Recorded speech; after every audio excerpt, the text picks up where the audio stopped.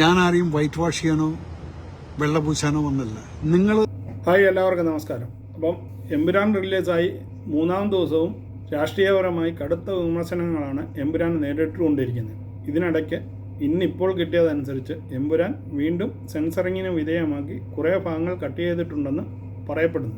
എന്നാൽ അതേസമയം മോഹൻലാലിൻ്റെ ലഫ്റ്റനന്റ് കേണൽ പദവി എടുത്തു കളയണമെന്നാവശ്യപ്പെട്ട് ഒരു വശത്തൂടെ മുറവിളി നടക്കുന്നുണ്ട്. അതിനെപ്പറ്റി മേജർ രവി ഇപ്പോൾ തൻ്റെ ലൈവിൽ വന്ന് സംസാരിച്ച ഈ വീഡിയോ നമുക്കൊന്ന് കണ്ടു നോക്കാം. ഇന്ന് കുറേ കാലത്തിന് ശേഷം ഒരു ലൈവിന് വരുന്ന സമയത്ത് ആദ്യമായിട്ട് ഞാനൊന്ന് അനൗൺസ് ചെയ്തു ഞാനിങ്ങനെ വരുന്നുണ്ടെന്നുള്ളത്. കാരണങ്ങൾ പലതുമുണ്ട്. അപ്പോൾ നിങ്ങൾ അതിനകത്തുള്ള താഴത്തുള്ള കമൻറ്റ് 3000 ചില്ലാനം കമൻറ്റുകൾ ഞാൻ ഏകദേശം ഒരു ഇതെല്ലാം വായിച്ചു. എല്ലാവരുടെയും വികാരം മനസ്സിലാക്കിക്കൊണ്ട് തന്നെയാണ് ഞാനിന്ന് സംസാരിക്കുന്നത്. ആദ്യമായിട്ട് ഞാൻ എന്താണ് ഇതിന് വരാൻ കാരണം എന്ന് പറഞ്ഞാൽ, എനിക്ക് ഇന്നലെ മുതൽ ഏറ്റവും അധികം കോൾസ് വന്നിരുന്നത് എൻ്റെ ആർമിയിലുള്ള ഫ്രണ്ട്സിൻ്റെ സർക്കിളിൽ നിന്നാണ്. അപ്പോൾ ആ സർക്കിളിൽ അവരെല്ലാം എൻ്റെ സീനിയേഴ്സ് എന്നെ ഇടാപെടാനും എന്നെ തെറി വിളിക്കാനടക്കം അധികാരമുള്ള കുറേ സീനിയേഴ്സ്, എല്ലാവരും അവരൊക്കെ റിട്ടയറൊക്കെ ആയിട്ടിരിക്കുന്നുണ്ട്. പലരും എന്നെ വിളിച്ച് തെറിയായിരുന്നു. എന്താണ് അത്, ഇതാണ് ഇതാണെന്നെല്ലാം പറഞ്ഞു. ഞാൻ പറഞ്ഞു എന്താണ് എനിക്കൊരു പിടിക്കില്ല. ഞാൻ ആദ്യമെല്ലാം കുറേ പറഞ്ഞ് മനസ്സിലാക്കി. അപ്പോൾ ഇവരുടെ എല്ലാം പ്രശ്നം ആദ്യം പറയുന്നത് മോഹൻലാലിൻ്റെ ലെഫ്റ്റനന്റ് കേണൽ റാങ്ക് എടുത്തുകളാണ്. ഇതൊരു വിരോധാഭാസമായിട്ടാണ് എനിക്ക് തോന്നിയിട്ടുള്ളത്. ഞാൻ കമൻറ്റുകൾ വായിച്ചിട്ട് തന്നെയാണ് ഞാൻ പറഞ്ഞത്, ഞാനിവിടെ സുഹൃത്തുക്കളെ, സഹോദരന്മാരെ, സഹോദരിമാരെ, ഞാൻ ആരെയും വൈറ്റ് വാഷ് ചെയ്യാനോ വെള്ളപൂശാനോ ഒന്നല്ല. നിങ്ങൾ വിശ്വസിക്കുന്ന മേജർ രവി പറയാൻ ആഗ്രഹിക്കുന്ന കുറച്ച് കാര്യങ്ങളുണ്ട്. നിങ്ങളെപ്പോഴും എന്നെ മോഹൻലാലിൻ്റെ കൂടെ കാണില്ല, പക്ഷെ ഞങ്ങൾ വളരെയധികം ആത്മബന്ധമുള്ള സുഹൃത്തുക്കളാണ്. എല്ലാ സമയത്തും അദ്ദേഹത്തിൻ്റെ കൂടെ അവിടെ നടക്കാനും വഴി കാണിച്ചു കൊടുക്കാനും ഇതിനൊന്നും എന്നെ കാണാറുണ്ടാവില്ല. ചില സന്ദർഭങ്ങളിൽ കാണും. അത് ഞാൻ നല്ല കാര്യങ്ങൾ പലയിടത്തും ചെയ്യുന്ന സമയത്ത് ഞാൻ ലാലിൻ്റെ കൂടെ ഉണ്ടാവുന്നുണ്ട്. അതുകൊണ്ട് എനിക്കറിയാം അദ്ദേഹത്തെ. അപ്പോൾ അതവിടെ നിൽക്കട്ടെ. ആദ്യം ഈ കേണൽ റാങ്കിൻ്റെയും കേണലിൻ്റെ പ്രശ്നം അതായത് സോർട്ട് ഔട്ട് ചെയ്ത് പിന്നീട് നമുക്ക് ഈ സിനിമയിലോട്ട് വരാം. ഇപ്പോൾ ഈ സിനിമ എന്നുള്ളതല്ല, ഏത് സിനിമയാണെങ്കിലും എന്താണെങ്കിലും ശരി, ഒരു കേണൽ റാങ്ക് എടുത്തു കളയുക അല്ലെങ്കിൽ തരിക, കിട്ടുക എന്നൊക്കെ പറയുന്നത് അതിന് അതിൻ്റേതായിട്ടുള്ള ചില മാനദണ്ഡങ്ങളും അതിൻ്റെ പ്രൊസീജിയേഴ്സും എല്ലാം കൊണ്ടാണ് ഇത് കിട്ടുന്നത്. അല്ലെങ്കിൽ മേജർ ഇവിടെ പടത്തിൽ അഭിനയിച്ചുകൊണ്ട് കിട്ടിയതാണെന്ന് അങ്ങനെയൊന്നല്ല. അതിനകത്ത് കുറേ മാനദണ്ഡങ്ങളുണ്ടായിരുന്നു. ആ സമയത്ത് അന്ന് കോൺഗ്രസ് ഗവൺമെന്റ് ആയിരുന്നു ഭരിച്ചിരുന്നത്.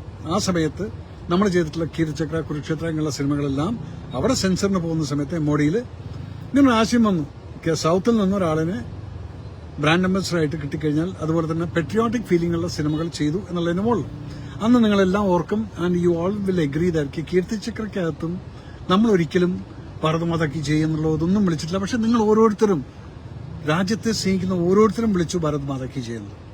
അത് ഞാനെന്ന എഴുത്തുകാരൻ എന്റെ മനസ്സിലുള്ള വികാരത്തിനെ മോഹൻലാൽ എന്നുള്ള നിങ്ങൾ ഇഷ്ടപ്പെടുന്ന, നിങ്ങൾ ആരാധിക്കുന്ന, നിങ്ങളെപ്പോലുള്ള കോടിക്കണക്കിന് ജനത ആരാധിക്കുന്ന മോഹൻലാൽ എന്നുള്ള വ്യക്തിയിലൂടെ ഞാൻ എന്റെ ആശയത്തിലുള്ള ആ ഒരു ഹീറോ എങ്ങനെയായിരിക്കണം, ഒരു രാജ്യസ്നേഹിയായിട്ടുള്ള വ്യക്തി, ഒരു പട്ടാളക്കാരൻ എങ്ങനെയായിരിക്കണം, ആ കഥാപാത്രത്തെ ഞാൻ എഴുതി അദ്ദേഹത്തിലൂടെ ഞാൻ പറയാൻ ആഗ്രഹിക്കുന്ന ഡയലോഗുകൾ നിങ്ങളിൽ അദ്ദേഹത്തിൽ കൂടെ എത്തിച്ചു വന്നപ്പം നിങ്ങൾക്ക് അദ്ദേഹം ഒരു പെട്രിയോട്ടിക് ഫീലിംഗ് ഉള്ള ഒരു മനുഷ്യനായിട്ട് നിങ്ങൾ കണ്ടു. ഇതൊരു എഴുത്തുകാരന്റെ റെസ്പോൺസിബിലിറ്റിയാണ്. ഏത് എഴുത്തുകാരെന്ന് പറഞ്ഞാൽ ഇപ്പം ഈ പടത്തിനകത്ത് എന്റെ സുഹൃത്തൊക്കെ തന്നെയാണ് മുരളി ഗോപി. ഞാൻ അദ്ദേഹത്തിന്റെ കാര്യം പറയുന്നത്, അദ്ദേഹം എഴുതുന്ന അദ്ദേഹത്തിന്റെ കൺവിക്ഷനിലാണ്. എന്റെ മനസ്സിനകത്തുള്ള എന്റെ ഹീറോ എന്ത് പറയണമെന്നുള്ളത് ഞാൻ എഴുതുന്ന സമയത്ത് എന്റെ മനസ്സിലുണ്ടായിരിക്കും. യെസ്, പാകിസ്ഥാൻ എഗൻസ്റ്റ് ആയിട്ട് സംസാരിക്കണമെങ്കിൽ ആ പാകിസ്ഥാൻ എഗൻസ്റ്റ് ആയിട്ട് എന്റെ വികാരം എന്തായിരിക്കും, ഇതായിരിക്കും ഞാൻ പറയുന്നത്. അപ്പൊ അതുകൊണ്ട് ആ പറയുന്നത് മോഹൻലാൽ, ആ ഡയലോഗ് ഞാനത് ശരിയായിട്ട് എഴുതിയിട്ടില്ലെങ്കിൽ അത് മോഹൻലാൽ പറഞ്ഞു കഴിഞ്ഞാൽ നിങ്ങൾക്ക് ആ ഇമ്പാക്ട് ചിലപ്പോൾ കിട്ടിയെന്ന് വരില്ല. അപ്പോൾ ഈ സിനിമയ്ക്കകത്ത് അങ്ങനെയുള്ളൊരു സിറ്റുവേഷൻ ഒന്നും ഉണ്ടായിട്ടില്ല. പിന്നെ പട്ടാളക്കാരോടും കൂടിയിട്ടാണ് ഞാൻ എൻ്റെ സുഹൃത്തുക്കളോടും എൻ്റെ സീനിയേഴ്സിനും കൂടി ഞാൻ എല്ലാവർക്കും മറുപടി അയച്ചാൽ ഞാൻ ബുദ്ധിമുട്ടാവും. അതുകൊണ്ടാണ് ഞാൻ ഞാൻ പറഞ്ഞ് ഞാൻ ഇന്ന് രാത്രിയിൽ ഞാൻ പാർട്ടിക്ക് ഇതിനകത്ത് ലൈവിൽ വന്ന് സംസാരിക്കാമെന്നുള്ളത്. അപ്പോൾ നിങ്ങളുടെ താഴത്തുള്ള കമന്റുകൾ വായിച്ചാൽ ചിലപ്പോൾ എൻ്റെ കോൺസെൻട്രേഷൻ പോകും. ഞാൻ വണ്ടിക്കകത്ത്, കാരണം പറഞ്ഞ സമയത്ത് ഞാൻ വരാമെന്ന് പറഞ്ഞുകൊണ്ട് ഞാൻ 3 പ്രോഗ്രാംസ് കഴിഞ്ഞിട്ട് വരാൻ ഇതുവരെ ഹോട്ടലിൽ എത്തിയിട്ടില്ല. അപ്പോൾ ഞാൻ ആ കൃത്യസമയത്ത് ഞാൻ തുടങ്ങാൻ കാരണം വാക്ക് പാലിക്കാൻ വേണ്ടിയിട്ട്. അതുകൊണ്ട് ചിലപ്പോൾ ചില പോയിന്റ് വിട്ടാലും നിങ്ങൾ ആരെങ്കിലും, അല്ലെങ്കിൽ ഞാനിത് ഫുള്ളായിട്ട് ഞാൻ വായിക്കില്ല.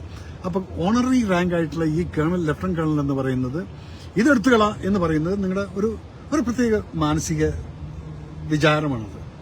ആ റാങ്ക് എന്ന് പറയുന്നത് വളരെ റെയറായിട്ട് കിട്ടിയിട്ടുള്ള ഒന്നാണ്. അത് സിനിമാ ഫീൽഡിനകത്ത് ആദ്യമായിട്ട് കിട്ടിയിരിക്കുന്ന ഒരു വ്യക്തിയാണ് ശ്രീ മോഹൻലാൽ എന്ന് പറയുന്നത്, നമ്മളൊക്കെ ആരാധിക്കുന്ന ഒരു വ്യക്തി. ഈ സിനിമയിൽ നിങ്ങൾ എന്തെല്ലാം രീതിയിൽ അദ്ദേഹത്തെക്കുറിച്ച് പറഞ്ഞിട്ടുണ്ടോ അതിനെല്ലാം ഞാൻ നിങ്ങളുടെ അടുത്ത് ഞാൻ പറയുന്നു, നിങ്ങളുടെ വികാരത്തിന് ഞാൻ മാനിക്കുന്നു. അത് അദ്ദേഹവും മാനിക്കുമായിരിക്കും. പക്ഷേ ഈ ലെഫ്റ്റനന്റ് കേണൽ തിങ് എന്ന് പറയുന്നത് ഇതുമായിട്ട് കൂട്ടിക്കലത്തില്ലേ. കാരണം എന്താ വെച്ചാൽ അദ്ദേഹം പട്ടാള യൂണിഫോം ഇട്ടിട്ട് ഈ സിനിമയ്ക്കകത്ത് ഒരു പെൺകുട്ടിയെ റേപ്പ് ചെയ്യേ അല്ലെങ്കിൽ അനാശാസ്യമായിട്ടുള്ള എന്തെങ്കിലും കാര്യങ്ങൾ ചെയ്തോ എന്നുള്ളത് ഒന്നും ഇല്ല. അപ്പം അതുകൊണ്ട് ഇതും യൂണിഫോമുമായിട്ട് നിങ്ങൾ ആദ്യം കൂട്ടിക്കലത്തുക. അപ്പോൾ പട്ടാളത്തിനെ കുറിച്ചുള്ള സംസാരം ഇനിയെങ്കിലും ദയവ് ചെയ്തിട്ട് അത് പറയുന്ന സമയത്ത് നമുക്ക് എന്തോ ഒരു മാതിരി തോന്നുകയാണ് അതും ഇതുമായിട്ട് എന്താ ബന്ധം എന്നുള്ളത്. അപ്പോൾ അതുകൊണ്ട് പട്ടാളക്കാരോടും കൂടിയാണ് പറഞ്ഞത്. ഞാൻ പട്ടാളക്കാർക്ക് കുറേ ആൾക്കാർക്ക് ഞാൻ അയച്ചു കൊടുത്ത് അവരെല്ലാം അത് നീ പറയുന്നത് ശരിയാടാ എന്ന് പറഞ്ഞിട്ട് മറുപടി അയച്ചിട്ടുണ്ടായിരുന്നു. രണ്ടാമത് ഇനി വരുന്നത് ഈ സിനിമയിലോട്ട് വരാം. ഏതായാലും എമ്പുരാന്റെ റിലീസിങ്ങിനോടനുബന്ധിച്ച് കേരളത്തിലുണ്ടായ ഭൂകമ്പങ്ങൾ വളരെ വലുതാണ്. ഇത് ഇന്ത്യയിലേക്കും മാറിത്തീരാനുള്ള സാധ്യത മുന്നിൽ കണ്ടാണ് ഈ ചിത്രത്തിലെ പല ഭാഗങ്ങളും ഇപ്പോൾ സെൻസർ ചെയ്യാൻ തീരുമാനിച്ചത് എന്നാണ് അറിയാൻ കഴിയുന്നത്. ഇതിന്റെ ബാക്കി ഭാഗം കൂടി നമുക്കൊന്ന് കണ്ടു നോക്കാം. ഈ സിനിമയിലോട്ട് വന്നാൽ കാരണം നമ്മുടെ സിനിമ ഞാൻ ചെയ്ത സിനിമയിലൊക്കെ പെട്രിയോട്ടിസം എന്നുള്ളൊരു ഫീല് അത് ഞാൻ എഴുതുന്നതാണത്. എന്റെ വികാരമാണ് ഞാൻ എഴുതിയിട്ടൊരു കഥയായിട്ട് കൊണ്ടുവരുന്നു, അദ്ദേഹത്തിന് മുന്നിൽ പ്രസന്റ് ചെയ്യുന്നു, അദ്ദേഹം അത് ചെയ്യുന്നു. പിന്നെ ഞാൻ അറിയുന്ന മോഹൻലാലിനെ കുറിച്ച് പറഞ്ഞു കഴിഞ്ഞാൽ ഒരു പ്രാവശ്യം ഇദ്ദേഹം കഥ കേട്ട് കഴിഞ്ഞാൽ പിന്നീട് ഒരിക്കലും 5 സിനിമ ഞാൻ ചെയ്തിട്ടുണ്ട് സുഹൃത്തുക്കളെ. നിങ്ങൾ അറിയാത്ത ചില കാര്യങ്ങളാണ് ഞാൻ പറയുന്നത്. ഞാനിത് വൈറ്റ് വാഷ് ചെയ്യാനോ ഇതിനല്ല, ഞാൻ അറിയുന്നത് ഞാൻ സത്യസന്ധമായിട്ട് ഞാൻ നിങ്ങളോട് പറയാം. അദ്ദേഹം ഒരു പ്രാവശ്യം കഥ കേട്ട് കഴിഞ്ഞിട്ട് ഓവറോൾ ഓക്കെ ഇതാണ് എന്നുള്ള ഫീല് കിട്ടിക്കഴിഞ്ഞാൽ ഒരിക്കലും അദ്ദേഹം പിന്നെ അതിനകത്ത് ഇന്റർഫിയർ ചെയ്യില്ല. മറ്റുള്ള ആർട്ടിസ്റ്റിന്റെ ഷോട്ട് കുറയ്ക്കാനോ അല്ലെങ്കിൽ ഇതിനോ അല്ലെങ്കിൽ ഈ കഥയിൽ അങ്ങനെ തിരുത്തു വരുത്താനോ ഒന്നും പറയില്ല. കീർത്തിചക്ര തൊട്ടിട്ട് ഞാൻ കഴിഞ്ഞ 71 വരയ്ക്കും ഞാൻ 5 സിനിമ ചെയ്തിട്ടുള്ളത്. കീർത്തിചക്ര പോലും അദ്ദേഹം സിനിമ കണ്ടിട്ടില്ല. I swear. സിനിമ റിലീസാവുന്നതിന് മുന്നേ അദ്ദേഹം ഫുൾ സിനിമ ഞാൻ എന്റെ ഏറ്റവും അധികം വിശ്വസിക്കും. ഞാൻ നിങ്ങളോട് ഞാൻ വിഷമിച്ചിട്ടാണ് നിങ്ങളോട് പറഞ്ഞത്. ഒരു കാര്യം നമ്മൾ ഒരാളെക്കുറിച്ച് പറയുന്നതിന് മുന്നേ ആ ആളെക്കുറിച്ചിട്ടുള്ള ചില കാര്യങ്ങൾ അറിയണം. ഐ സ്വയർ യു, അദ്ദേഹം കീർത്തിചക്ര ഫുൾ സിനിമ റിലീസിന് മുന്നേ കണ്ടിട്ടില്ല. പിന്നെ അന്നൊക്കെ ഈ പ്രിവ്യൂ ഷോസും ഇതൊന്നും ഇല്ലാത്തത് കൊണ്ടും എന്റെ ദാരിദ്ര്യം കൊണ്ടും ഞാൻ പ്രിവ്യൂ ഷോ ഒന്നും ഇവിടെ വെച്ചിട്ടില്ല. കാരണം എന്റെ ആദ്യത്തെ സിനിമയായിരുന്നു. ചൗധരി സാറും പറഞ്ഞു ഓക്കെ നമ്മുടെ ഉണക്ക് എന്നാ വേണ പണിയുക. അവിടെ ഞങ്ങൾ മദ്രാസിൽ മാത്രം ഒരു പ്രിവ്യൂ ഷോ വെച്ചു. അതിൽ മോഹൻലാലോ അല്ലെങ്കിൽ അദ്ദേഹത്തിന്റെ ഭാര്യ സുച്ചിയോ ആരും വന്നിട്ടില്ല. കുറച്ച് സുഹൃത്തുക്കളും സുരേഷ് ബാലാജി, ലിസി, പ്രിയദർശൻ അങ്ങനെയുള്ള കുറച്ച് എന്റെ സുഹൃത്തുക്കൾ മാത്രമാണ് പ്രിവ്യൂ ഷോ കണ്ടിരിക്കുന്നത്. അപ്പൊ അതുകൊണ്ട് മോഹൻലാലിന് ഈ പടം റിലീസിന്റെ മുന്നേ കാണുന്നൊരു സ്വഭാവം ഇല്ല. അദ്ദേഹത്തിന് ഇഷ്ടംപോലെ പണികളുണ്ട്. ഇല്ലാത്ത സമയത്ത് കിട്ടുന്ന സമയത്ത് അദ്ദേഹം കുറച്ച് സമയം ഫാമിലിയായിട്ട് സ്പെൻഡ് ചെയ്യുന്നുണ്ട്. ഈ സിനിമയ്ക്കും അതുതന്നെയാണ് സംഭവിച്ചിരിക്കുന്നത്. നിങ്ങൾ വിചാരിക്കും മോഹൻലാൽ എന്താ പടം കണ്ടിട്ടില്ല എന്നുള്ള കുറെ കമന്റുകൾ ഞാൻ കണ്ടായിരുന്നു. ദയവ് ചെയ്തിട്ട് എന്നെ അത് വിശ്വസിക്കും, ഇദ്ദേഹം പടം കണ്ടിട്ടില്ല. ഇതിന്റെ കുറ്റം നിങ്ങൾ മോഹൻലാൽ ഇതൊക്കെ വായിച്ചിട്ടില്ല. കഥ ചില സിസ്റ്റംസ് നിങ്ങൾ മനസ്സിലാക്കണം. പലയിടത്തും പല സിസ്റ്റമാണ്. അതുകൊണ്ട് മോഹൻലാൽ ഇത് കണ്ടിട്ട് റിലീസ് ചെയ്തു എന്നുള്ള പറയുന്നു. അത് ഞാനതല്ലേ പറഞ്ഞത്. എന്റെ കീർത്തിചക്ര അല്ലെങ്കിൽ ഈ 5 സിനിമയും കീർത്തിചക്ര പോലും അതൊരു സൂപ്പർ ഡ്യൂപ്പർ ഹിറ്റായപ്പോ അപ്പോഴും ഞാൻ വിളിച്ചപ്പോൾ പറയും ആണോ എനിക്ക് ഇനിയിപ്പോൾ തിയേറ്ററിലൊന്നും പോയി കാണാൻ പറ്റില്ല. പക്ഷേ രാത്രി മുഴുവൻ ആളുകളുടെ ആ ഒരു കൺഗ്രാജുലേഷൻ കോൾസ് വന്നപ്പോൾ അദ്ദേഹം കാലത്ത് 5 മണിക്ക് വയനാട്ടിൽ പോകുന്ന റൂട്ടിലുള്ള ഏതോ ഒരു തിയേറ്ററിൽ പോയിട്ട് 5 മണിക്ക് അദ്ദേഹം ബാബുച്ചാനും ഗ്യാങ് എല്ലാം കൂടെ പോയി പടം കണ്ടിട്ട് എന്നിട്ടാണ് എന്നെ വിളിച്ച് പറയുന്നത്.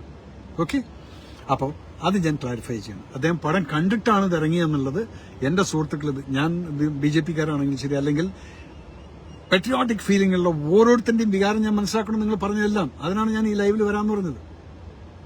അപ്പൊ അതുകൊണ്ട് താങ്കൾ എന്തിനാ ഈ കിടന്ന് ശ്വാസം എന്തിനാണ് രോഷാകുല ഞാൻ രോഷാകുല ആകെയല്ല സഹോദര. ഒന്നാമത്തത് ഞാൻ കുറേ ട്രാവൽ ചെയ്ത് വന്നുകൊണ്ടുള്ള ഞാൻ നിങ്ങളുടെ എല്ലാം കമന്റ് വായിക്കാൻ തന്നു കഴിഞ്ഞാൽ ഞാൻ എന്റെ ഫ്ലോ പോകും. അതുകൊണ്ടാണ് ഞാൻ കമന്റ് വായിക്കാതെ. എന്ത് തന്നെ ആയാലും അവനെ ശ്രദ്ധിക്കണം ആയിരുന്നു. അവരെ എന്നുള്ള ആരെന്നുള്ളത് എനിക്കറിയുന്നില്ല. ഇവിടെ ചിലവന്മാരൊക്കെ തെറിയൊക്കെ വിളിക്കുന്നുണ്ട്. Very good. ഇത് നമ്മുടെ ഞാനിപ്പോൾ ഇവിടെ വന്നിട്ട് ഞാൻ പലരും തെറി വിളിച്ചു കഴിഞ്ഞാൽ അതെന്റെ സംസ്കാരം. ഇവിടെ ആർക്കും വേണമെങ്കിലും എന്ത് വേണമെങ്കിലും വിളിക്കാം. നിങ്ങൾ എന്ത് വേണമെങ്കിലും ചെയ്തു. അത് മേജർ റിവ്യൂവിനെ എഫക്ട് ചെയ്യില്ല. നല്ല കമന്റുകളാണെങ്കിൽ അതിനുള്ള മറുപടികളും തരും. അത് വൃത്തിയായിട്ട് ഞാൻ പറയുകയും ചെയ്യും. സാർ പറയുന്നത് ശരി എന്ന് വെക്കാം. പക്ഷെ സാർ പറഞ്ഞ ഈ സ്വഭാവം മോഹൻലാൽ മാറ്റിയേ പറ്റൂ. ഓക്കെ, മാറ്റിയേ പറ്റൂ എന്നുള്ളത് ഞാൻ സമ്മതിക്കുന്നു. കാരണം പല മിസ്റ്റേക്കുകളിൽ നിന്നുമാണ് നമ്മൾ പഠിക്കുന്നത്. ഞാൻ ചെറിയൊരു അഹങ്കാരം കാണിച്ചിട്ട് പൊട്ടിപ്പോയൊരു പടമാണ് കാന്താർ എന്നുള്ളത്. പക്ഷെ അതിനകത്ത് ഞാൻ 5 കോടിക്ക് തീർത്ത പടമാണ് സഹോദര. അതിനകത്ത് ഒരാൾക്കും പറയാൻ പറ്റില്ല പ്രൊഡ്യൂസറിന് 5 പൈസ നഷ്ടം വന്നു എന്നുള്ളത്. റിലീസിന് മുന്നേ തന്നെ 4 കോടിയോളം ഞങ്ങൾ ബിസിനസ് ചെയ്ത് റിലീസ് കഴിഞ്ഞ് എനിക്ക് ആ പൈസ എല്ലാം തിരിച്ചു കിട്ടി. സോ അതിനുശേഷം ഞാൻ മനസ്സിലാക്കി മോഹൻലാലും അമിതാഭ് ബച്ചനും വന്നു എന്നുള്ളതിന്റെ ഒരു ചെറിയൊരു അഹങ്കാരം എനിക്ക് എവിടെ ഉണ്ടായിരുന്നു എന്നുള്ള ഒരു തോന്നലുണ്ട്. അതിനുശേഷം പിന്നെ ഞാൻ അഹങ്കരിച്ചിട്ടില്ല. അന്ന് ഞാൻ പറഞ്ഞു മേജർ രവി സൂക്ഷിച്ചു. അതിനുശേഷം ഞാൻ ഒരിക്കലും എന്റെ സിനിമയെക്കുറിച്ച് ഞാൻ അഹങ്കരിക്കാറില്ല. നമുക്കറിയാം, കാരണം നിങ്ങളുടെ കയ്യിലേക്ക് അങ്ങ് വിട്ടുതരാണ്. അതിനുശേഷം നിങ്ങളാണ് തീരുമാനിക്കേണ്ടത്. ഓക്കെ, അപ്പൊ അതുകൊണ്ട് മോഹൻലാലിനെ ഞാൻ ഈ സിനിമ കണ്ടിട്ട് അദ്ദേഹം വിട്ടു എന്ന് പറയുന്നിടത്താണ് ആ ജസ്റ്റിഫിക്കേഷൻ ഞാൻ തന്നത്. Mohanlal should apologise four what he did. അദ്ദേഹം ഓൾറെഡി എഴുതി വെച്ചിട്ട് എനിക്കറിയില്ല അത് റിലീസ് ചെയ്തോ ഇല്ലെന്നുള്ളത്. ഞാൻ കണ്ടതാണ്. അദ്ദേഹത്തിന് വളരെയധികം മാനസികമായിട്ട് വിഷമമുണ്ട്. അപ്പൊ സിനിമ കാണാതെ ഫസ്റ്റ് ഷോ കണ്ടത് ഞങ്ങളൊക്കെ ഒരുമിച്ചിരുന്നിട്ടാണ് കണ്ടിരിക്കുന്നത്. വളരെയധികം പ്രൊമോഷനും പബ്ലിസിറ്റിയോടും കൂടി റിലീസായ ഈ ഫിലിം ഇപ്പോൾ കടുത്ത പ്രതിസന്ധിയാണ് നേരിട്ടുകൊണ്ടിരിക്കുന്നത്. പിന്നെ സിനിമയ്ക്കകത്തുള്ള ചില പ്രശ്നങ്ങളും ഇത്രയധികം പ്രശ്നം ഉണ്ടാക്കാനുള്ള കാരണങ്ങളും ഇതിനകത്തുള്ള അദ്ദേഹം അതിനുശേഷം കണ്ടിട്ടുള്ള പ്രശ്നങ്ങളെല്ലാം കട്ട് ചെയ്ത് കളയാൻ വേണ്ടി ഓൾറെഡി ഇൻസ്ട്രക്ഷൻ കൊടുത്ത് ഇന്ന് 6 മണിക്ക് ശേഷം 26ഓളം മിനിറ്റിന്റെ കട്ടിങ് ആ സിനിമയ്ക്കകത്ത് വരുന്നുണ്ടെന്നുള്ളതാണ് ഞാൻ കേട്ടത്. അത് ചെയ്തിട്ടുണ്ടെങ്കിൽ, മോഹൻലാൽ അത് ചെയ്തിട്ടുണ്ടെങ്കിൽ അദ്ദേഹം അവിടെയാണ് ജസ്റ്റിഫിക്കേഷൻ ചെയ്തിരിക്കുന്നത്.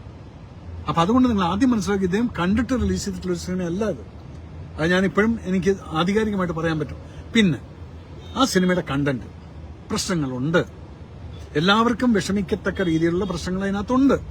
പക്ഷേ മോഹൻലാൽ വരുന്നത് ആ സിനിമയ്ക്കകത്ത് 1 മണിക്കൂറും 5 മിനിറ്റും കഴിഞ്ഞിട്ടാണ്. ഇതിനു മുന്നെയാണ് ഈ പ്രശ്നങ്ങളൊക്കെ, ഗോത്ര ഇഷ്യൂ, മറ്റേ ഇഷ്യൂ, ആ എല്ലാ ഇഷ്യൂകളും വന്നിട്ടുണ്ടെങ്കിൽ സിനിമ തന്റെ പോർഷൻ മാത്രം ഡബ് ചെയ്തു പോകുന്ന ഒരു വ്യക്തിയാണ് മോഹൻലാൽ.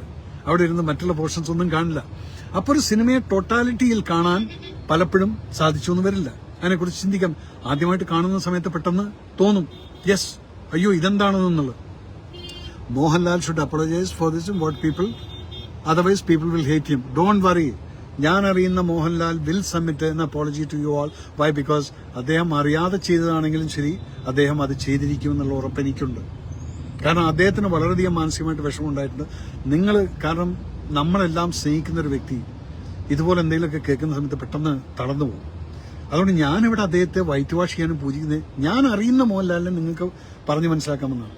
നിങ്ങൾ എപ്പോഴും അദ്ദേഹത്തിന്റെ കൂടെ എന്നെ കണ്ടു എന്ന് വരില്ല. ഞാൻ പറയുന്നില്ലേ, ഞാൻ പുറത്തു നിന്നുകൊണ്ട് പ്രൊട്ടക്ട് ചെയ്യുന്ന ഒരു വ്യക്തിയാണ്. കാരണം നിങ്ങളെപ്പോലെ വലിയൊരു ഫാനാണ് ഞാൻ. അത്രയേ ഉള്ളൂ. പിന്നെ ആ സിനിമയ്ക്കകത്ത് എഴുത്തുകാരൻ എന്ന് പറയുന്നത് മുരളി ഗോപി എന്ന് പറയുന്നത് എന്റെ സഹോദരൻ്റെ അടുത്ത് എനിക്ക് ഒന്നേ പറയാം. എന്നെപ്പോലുള്ള തന്നെ എഴുതുന്നത് എന്റെ വികാരമായിരിക്കും. അത് നിങ്ങൾ എങ്ങനെ എടുക്കുന്നു എന്നുള്ളത് അത് നിങ്ങളുടെ, കാരണം ഞാൻ എഴുതിയിട്ടുള്ള സിനിമയ്ക്കകത്ത് നിങ്ങൾ ഭാരതമാതാക്കി ജയെന്ന് വിളിച്ചിട്ടുണ്ടെങ്കിൽ ഞാൻ വിചാരിച്ച കാര്യം നിങ്ങൾ ചെയ്തിട്ടുണ്ട്. That is what is my concern.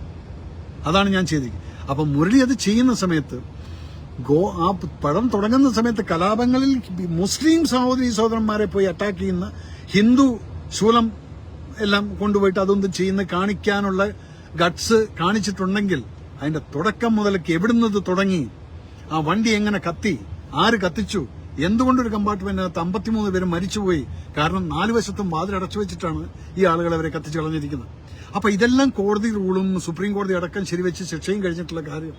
എന്തുകൊണ്ട് അത് തുടങ്ങി വെച്ചിരുന്നെങ്കിൽ ഇത് ഇത്രയും വലിയ ഇഷ്യൂ ആവില്ലായിരുന്നു. അത് പറയാതെ വെറും മുസ്ലിം സഹോദരങ്ങളെ കൊല്ലുന്ന ഹിന്ദുക്കളെന്ന് കാണിച്ചു കഴിഞ്ഞാൽ ഇവിടെ വർഗീയതയല്ലേ സംസാരിച്ചിരിക്കുന്നത്. അപ്പൊ അവിടെ ശ്രദ്ധിക്കേണ്ടതായിരുന്നു. അത് ഇതെല്ലാം കഴിഞ്ഞ ടോട്ടാലിറ്റിയിൽ അത് ത്രൂ ഔട്ട് പടത്തിന്. പിന്നീട് അത് കഴിഞ്ഞ് ഈ സംഭവങ്ങളിൽ അതിൽ നിന്ന് ഗുജറാത്തിന്റെ മുഖ്യമന്ത്രിയെ കാണിക്കുന്നു, അത് കഴിഞ്ഞ് UP പറയുന്നു, ഗുജറാത്തിനെ പറയുന്നു, ഹോം മിനിസ്റ്റർ പറയുന്നു, എല്ലാം കഴിഞ്ഞിട്ട് ലോകത്തിലുള്ള എല്ലാ രാജ്യങ്ങളും പോയിട്ട് നിങ്ങൾ ഷൂട്ട് ചെയ്തിട്ടുണ്ട്. അതെന്താണെന്നുള്ളത് എനിക്കൊരു പിടിയില്ല. അത് മാത്രം മതിയായിരുന്നു ഈ പടത്തിനകത്ത്. അതില്ലാതെ ഇത് ചെയ്തിട്ടുണ്ടെങ്കിൽ yes, you have to take the responsibility that what you have done it. അതിൽ നിന്ന് ആരെന്ത് പറഞ്ഞു കഴിഞ്ഞാലും ശരി, ഇവിടെ ആരാണ് പൃഥ്വിരാജൻ, Murali Gopi are anti nationals. നിങ്ങളുടെ എല്ലാം വികാരം ഞാൻ മനസ്സിലാക്കുന്നുണ്ട്. പല കാര്യങ്ങളിലും ഇവർ ചെയ്യുന്ന കാര്യങ്ങൾ എന്താണെന്ന് നോക്കിയിട്ടാണ് ജനങ്ങൾ ഇവരെ വിലയിരുത്തുന്നത്. ഞാൻ നാളെ വെറും എന്താണ് പറയുന്നത്, ഞാനിപ്പോ ഈ പെട്രിയോട്ട്, എന്റെ ഒരു സ്റ്റാമ്പ് എന്ന് പറയുന്നത്, ഞാൻ പട്ടാളപ്പടങ്ങൾ എടുക്കും, അതിലാണ് ദേശസ്നേഹം കുറച്ചുകൂടെ കൂടുതൽ കിട്ടുന്നത്. ഇത് ചെയ്യുന്നുണ്ട്. ഇനിയും വരുന്ന സിനിമകളും അങ്ങനെയൊക്കെ തന്നെയാണ്. ഇപ്പൊ ഓപ്പറേഷൻ രാഹത്തിനെ ഇതിന്റെ അകത്ത് ആരോ താൻ അതും വൈറ്റ് വാഷ് ചെയ്യാനില്ല എന്നൊക്കെയുള്ള കമന്റൊക്കെ ഞാൻ കണ്ടു. അതല്ല സഹോദരൻ, നിങ്ങളുടേതായിട്ടുള്ള കൺസെപ്റ്റ്. ഞാനത് കാണിക്കുന്ന എന്താണ്, എന്റെ രാജ്യം എന്റെ രാജ്യം മറ്റൊരു രാജ്യത്ത് പോയി എന്റെ രാജ്യത്ത് ആളുകളെ തിരിച്ചു കൊണ്ടുവരാൻ അവിടെ പോയിട്ട് ചങ്കൂറ്റം കാണിച്ചിട്ടുള്ള ഒരു പ്രൈം മിനിസ്റ്റർ എന്നുള്ളതാണ് 2015 ആദ്യമായിട്ട് ഇന്ത്യ ചെയ്തിട്ടുള്ള ഒരു ഓപ്പറേഷൻ രാഹത്ത്. സോ അതിനെ ഞാൻ ഹൈലൈറ്റ് ചെയ്യും. കാരണം എന്തിന് ഏതൊരു ഇന്ത്യക്കാരനും അഭിമാനിക്കാവുന്ന ഒരു സംഭവമാണത്. എന്റെ ശബ്ദം ഒച്ച കൂടുന്നുണ്ടോ എന്നുള്ളത് എനിക്കറിയില്ല. അത് ഞാനിപ്പം 2-3 പ്രസംഗങ്ങൾ കഴിഞ്ഞിട്ട് വരുന്നതുകൊണ്ടായിരിക്കും. അതുകൊണ്ട് നിങ്ങൾ എന്നെ ക്ഷമിക്കണം, ഞാൻ ഷൗട്ട് ചെയ്തൊന്നുമല്ല. വീഡിയോ ഇഷ്ടമായെങ്കിൽ ചാനൽ ലൈക്ക് ചെയ്യാനും സബ്സ്ക്രൈബ് ചെയ്യാനും മറക്കാതിരിക്കുക. വീണ്ടും പുതിയൊരു വീഡിയോയുമായി കാണുന്നതുവരെ നിങ്ങൾക്കെല്ലാവർക്കും ഗുഡ് ബൈ.